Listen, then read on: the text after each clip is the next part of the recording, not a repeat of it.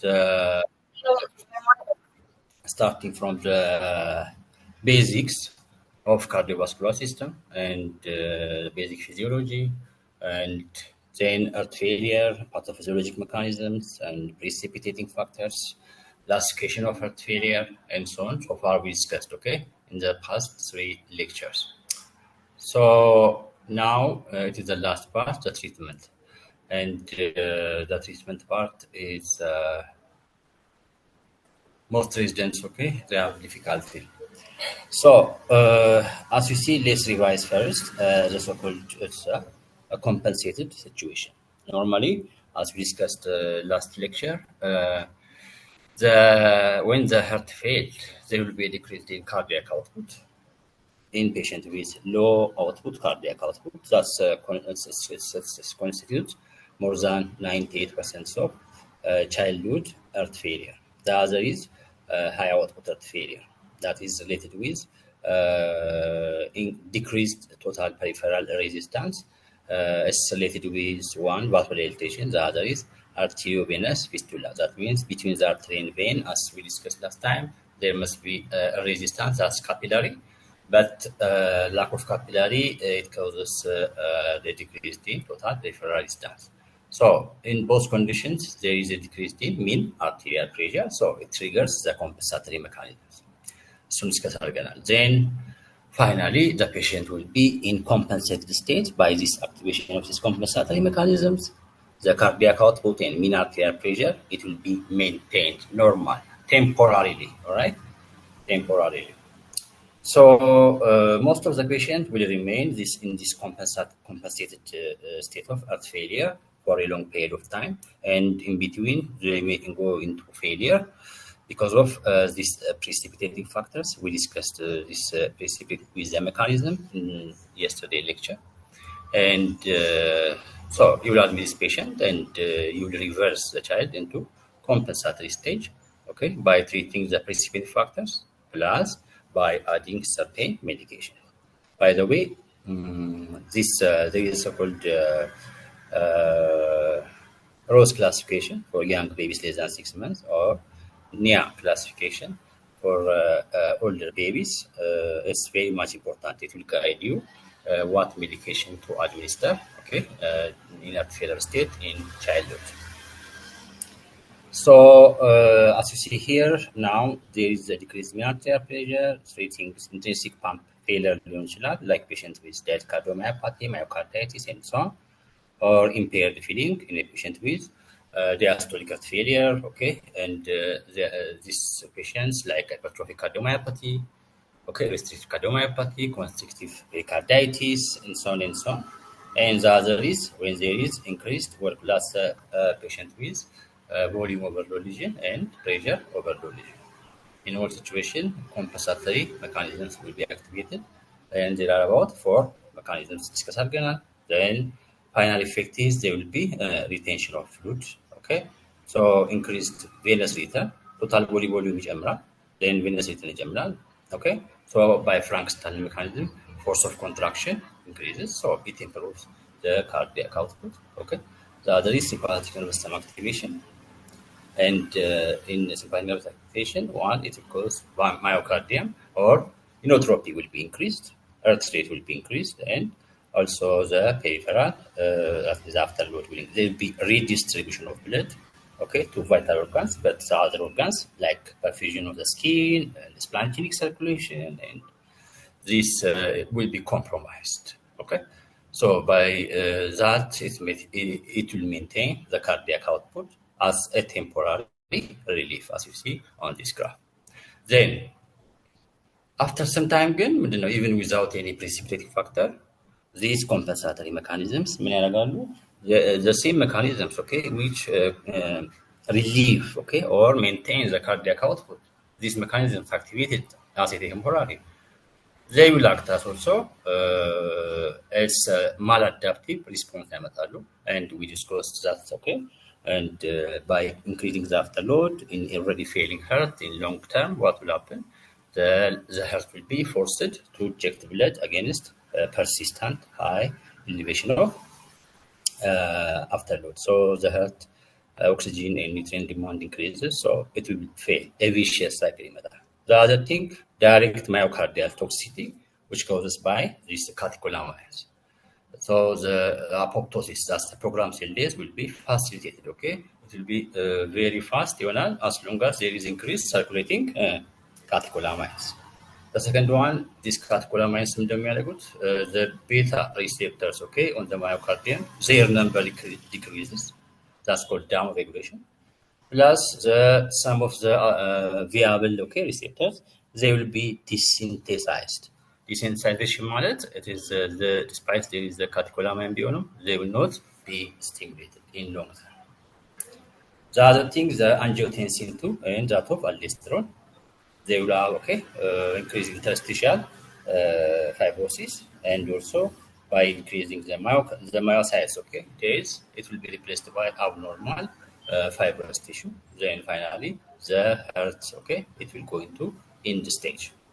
That's called disease progression. All right. So the management of heart failure in childhood, one is to relieve the symptom, plus to prevent and progression of the disease. Okay, that's the main aim of treatment of congestive heart failure. All right. So here NIA or Rose classification is very much important one to assess the severity or the degree of heart failure, and to add appropriate, to start appropriate management. Okay, NIA and this one also staging guide, and this staging system anthracycline cancer patient, they are at risk to develop death cardiomyopathy. So they are at risk. So what will will screen them, frequently, ejection fraction, and also will do some biomarkers like BNP, and if it's tend to increase, we'll start management. ስለዚህ ይሄኛው ከሮዝ classification የሚለየው it start from pre-symptomatic stage, the child ሳይጀምር በፊት. The other is patient with Duchenne muscular dystrophy, and in the 70% of them, they will develop direct cardiomyopathy. So before they develop cardiac abnormality, in order to at least decrease the progression of dilatation, we'll start certain medication. So here system is very much important, and symptom B general. B like there is no symptom rather, there is signs of chamber enlargement, but the child is asymptomatic. Symptom starts with C and D. So Rose classification, symptom mild, moderate, it will start coincide with the C, and mainly we'll use the Rose classification. All right, and this is the same now, and this branching was considered, and we already discussed, and inflammatory cytokines also produced. They have maladaptive response, and finally also the patient might have renal failure because of neurohormonal adaptation. So heart failure classification based on all patients with most patients with heart failure, they have compensatory response, so it's called compensated heart failure or chronic heart failure. All right, and the other acute one, chronic heart failure and acute heart failure. Acute heart failure, it is two types. One, acute heart failure in which there is no previous diagnosis of heart failure, so the patient comes with signs and symptoms of heart failure at the time. The other thing is a patient who is known to have heart failure, and now it comes with decompensation. So the acute heart failure, two types are there, so the management is different. Chronic heart failure, ወይም ደግሞ compensated heart failure, it's constitute majority of patients with heart failure. By the time you get a patient with Rose 2 classification like one, the child doesn't need admission, but treatment should be started. And what treatment to be started, we'll discuss. All right. Now we are discussing about a patient present acutely, with heart failure, or a patient who is known to be in compensatory state, but now with heart failure. ማናቸው የሚያመጡት ኮንዲሽኖቹ inappropriate treatment and other the precipitating factors. So let's see the principle of management of acute decompensated heart failure. It also constitutes acute heart failure in women. ለመሰላችሁ አሁን heart failure አሁን in order to differentiate, even you can differentiate, is it a long standing heart failure? ለምሳሌ patient is relatively healthy 2 months back with time started to have dyspnea initially when it was going upstairs and so on, and in the past 2 weeks the patient started to have body swelling, dyspnea, እንደዛ እያለ ከመጣ you know that it is a decompensatory state. It's not an acute one. Acute one, it is devastating. That means the patient, ለምሳሌ patient with severe myocarditis ቅድም ባለፈው እንዳልነው and myocardial infarction in older baby and adult, and pancreatitis severe in acute rheumatic fever and so on. In these conditions, they have this patient is considered to be acute heart failure. It's not acute decompensated heart failure. But the management is not different. In both conditions, the patient came with heart failure. Now, we are discussing this acute situation, whether it is acute decompensated or acute heart failure, regardless of the cause. Okay, the first thing to do is treatment of the precipitating factors, or contributing factors. Discuss ያደረግናቸዋለሁ. And the second one is control of heart failure state, and the third one is elimination of underlying causes, if possible. That means patient with congenital disease, it is a treatment of the defect, and patient with rheumatic heart disease, treatment of the valve. That is mostly in our country is usually difficult. That's the first two. Let's discuss them. Now, precipitating factor management we already discussed. This includes these conditions. Infection should be treated, and the infection, especially related to the cardiac disease, rheumatic recurrence, infective endocarditis, or other infections, they demand additional cardiac output. So that's the just treatment of the infection may return the child into physiologic compensated state. Sometimes you may not get treatment and medication, but again, and what we did was just treat the precipitating factors. The child responded and discharged it, and without medication. And finally, we got him on one follow-up clinic, and we started the management, based on the ROS classification. So precipitating factor management, it is the first principle, and the second one is control of failure state. And this control of heart failure state, it has two things. One, general measures. The other one is pharmacologic management. So totally, there are 4 principles. In your exam, you will be asked, such principle, but I'm going to limit it again. All right. So general support to improve congestive symptoms plus nutritional support. By which to prevent to promote somatic growth plus neurocognitive environment some support. And so the first thing is bed rest. In patient with heart failure, in the compensated heart failure, the child should be at rest in order to prevent further demand in cardiac output, in already compromised cardiac output. Then suddenly walking, running, and so on in already failed heart, it will precipitate. So in order to avoid that, it's very much important. The other bed rest important now for during bed rest, what will happen? Blood flow to the kidney increases, so it will improve diuresis by itself. ስትቆሙና ስተኙ እኩል አይደለም። So ስተኙ ማለት እንቅልፍ ስተኙ አይደለም, but bed rest. So kidney perfusion, diuresis, በሱ ነው። But the main important ምንድነው ግን to relieve or to give some time for a failing heart, and the other is semi-sitting position is very much important to promote drainage of fluid from the lung. Patient with heart failure mostly they will have pulmonary edema, regardless of the cause. So in order to promote drainage, semi-sitting ቢሆን ይመረጣል. But if they are young babies ከሆነ for some time it should sit on lap of the mother, lap of the mother.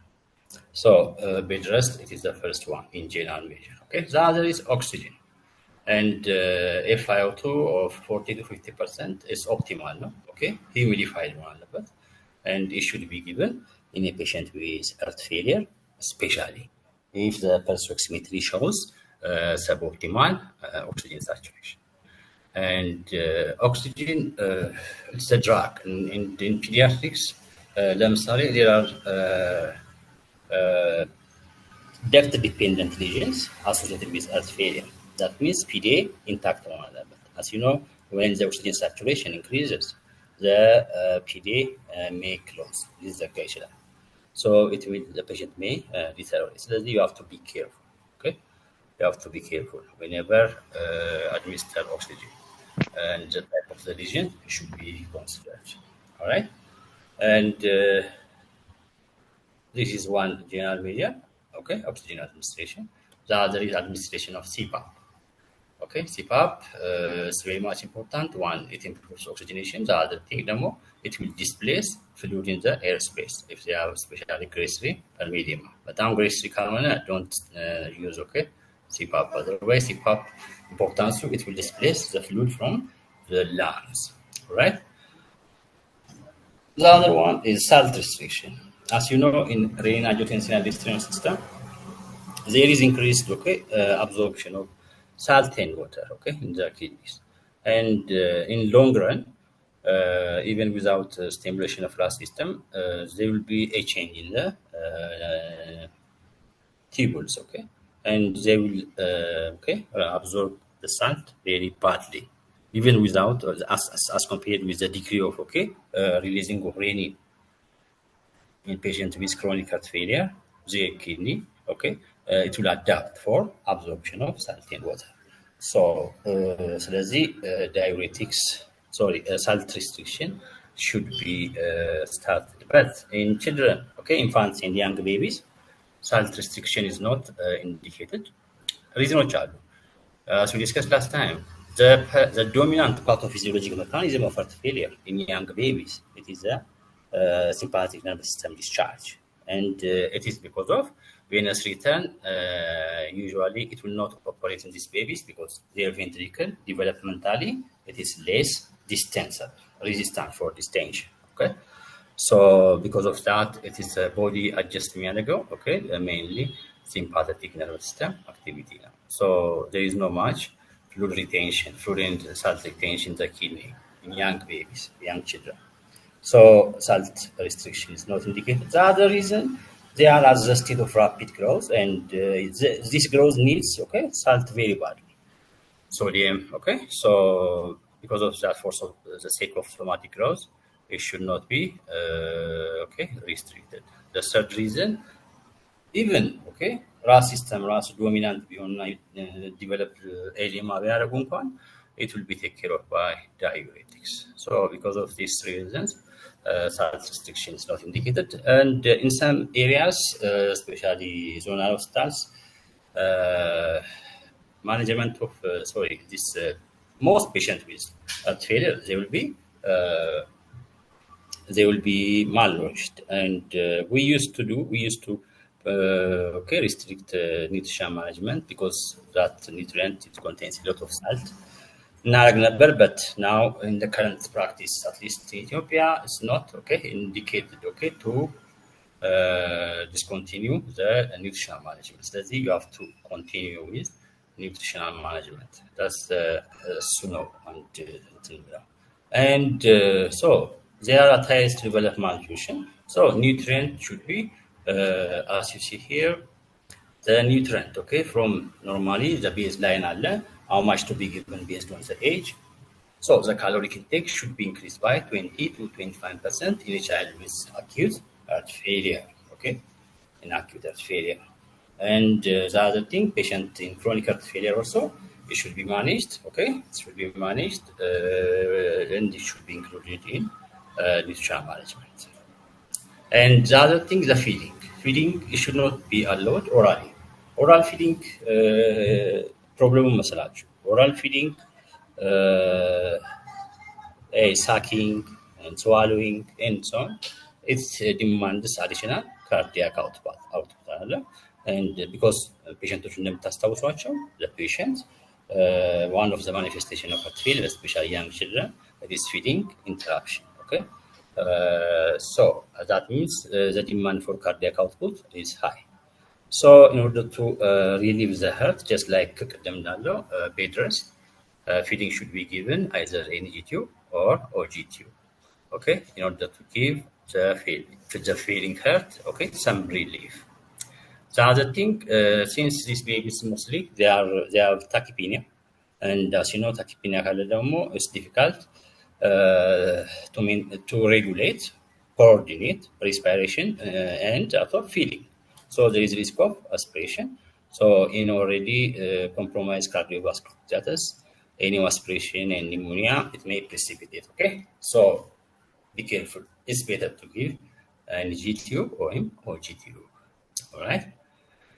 And the other to be included is administration of dispensing prophylaxis in a child who have already chronic rheumatic valvular disease. So despite it was given, okay, anytime, even and some for the sake of, okay, to be sure that it is given, okay, by you at the time of at the day of admission, it's advised, okay, to give prophylaxis, to repeat the prophylaxis. The other thing, anticoagulation treatment for those who have indicated, like severe mitral stenosis, patients who have diabetic cardiomyopathy with severe left ventricular dysfunction. Okay, in this patient, generally it is indicated.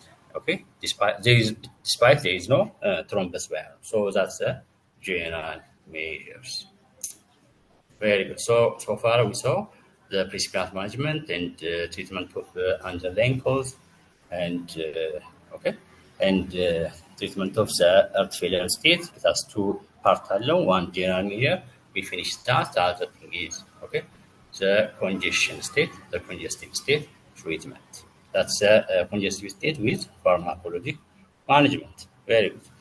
So first, now it's a pharmacologic management, and heart failure limits the patient's ability to perform routine activities of daily living. So always it must be supported with a pharmacologic management as long as based on the Rose classification for chronic compensated heart failure. For acute one more, we'll see parameters. Okay, first what to do.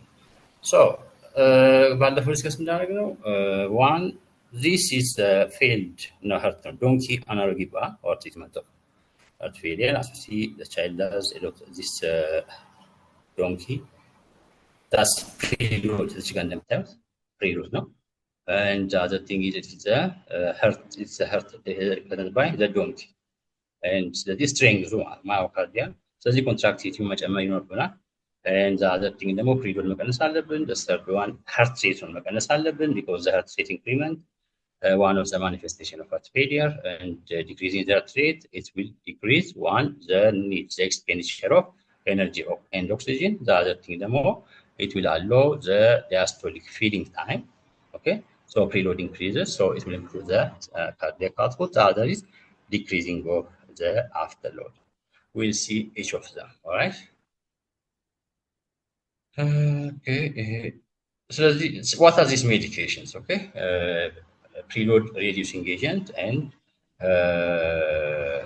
the one which increases myocardial contractility, inotrops, and the third one, the one which decrease or treat the heart rate, and the fourth one to decrease afterload.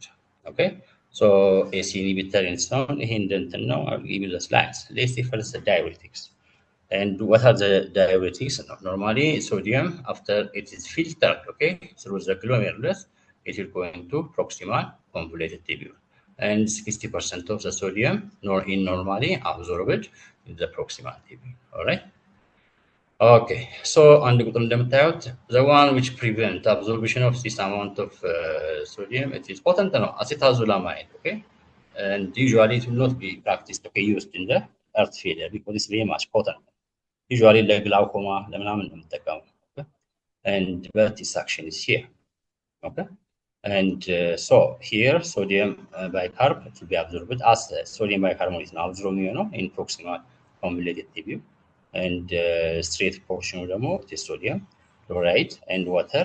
Okay, almost it's about 70% water absorbed approximately. Then descending leukophil ይሄ ቲኩ ነው። ይሄ ደግሞ ቲን and so in descending sorry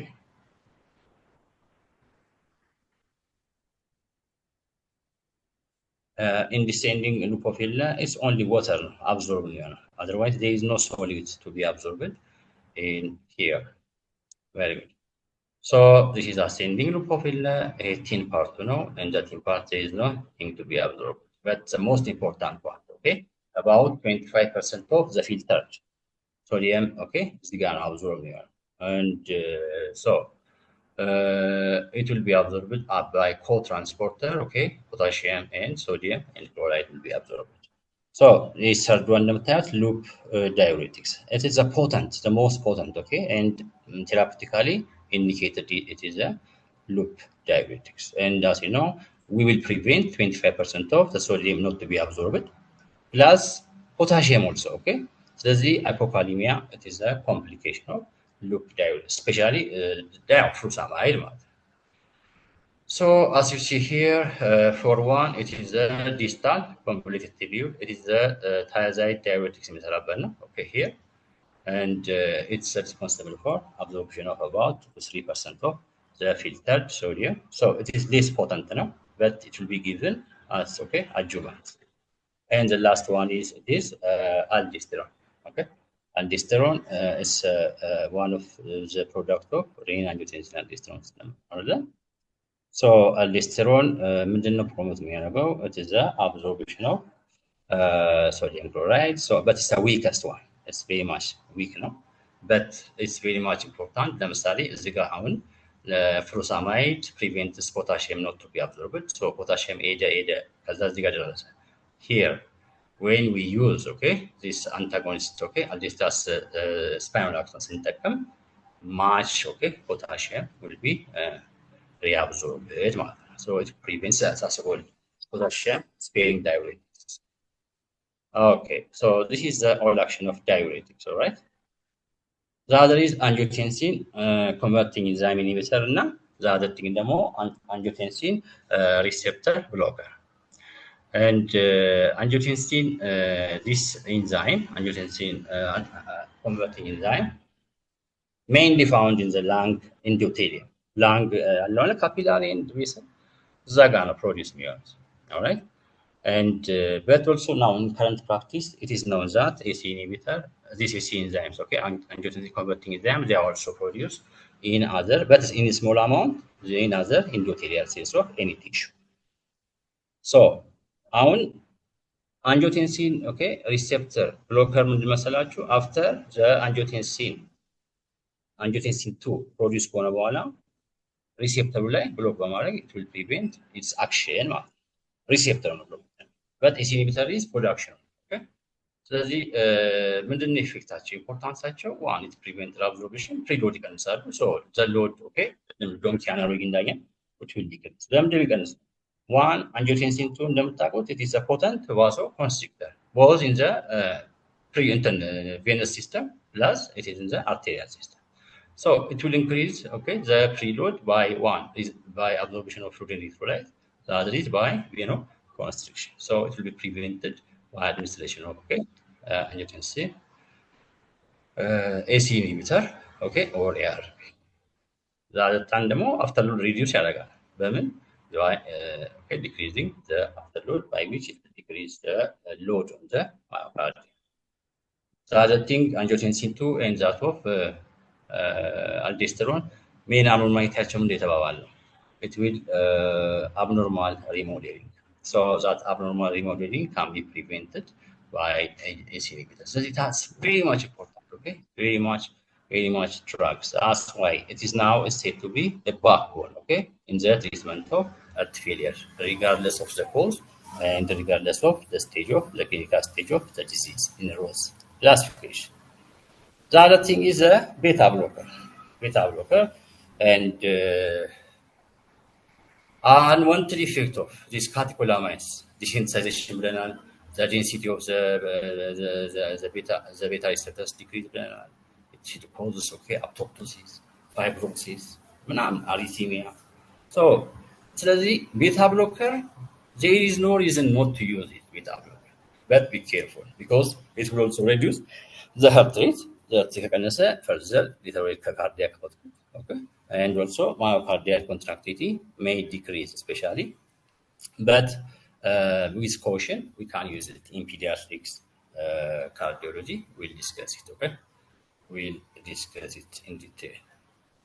So it has the doses types of, okay, and እንደምታዩት ነው እስከ 6 furosemide we can go up to 6 milligram per kg, okay, and how to administer and for acute chronic it is just for information of the medication, okay, and its benefit here, okay, its benefit here. Its inhibitor is very much important. And you will see enalapril, it has a good profile in pediatric cardiology. So as compared with captopril, yeah, calf, okay, so calf, so other things more renal failure in this direction. So enalapril is, and here beta blocker like mostly it is carbidiol, okay. Metoprolol but carbidiol it is a good safe in pediatric cardiology. Before with the clinical classification of clinical classification of acute heart failure based on some parameters. We'll see in the next. I'm 50 seconds in ያለው. If you have any question, we'll discuss. Otherwise, okay, I will send you the link.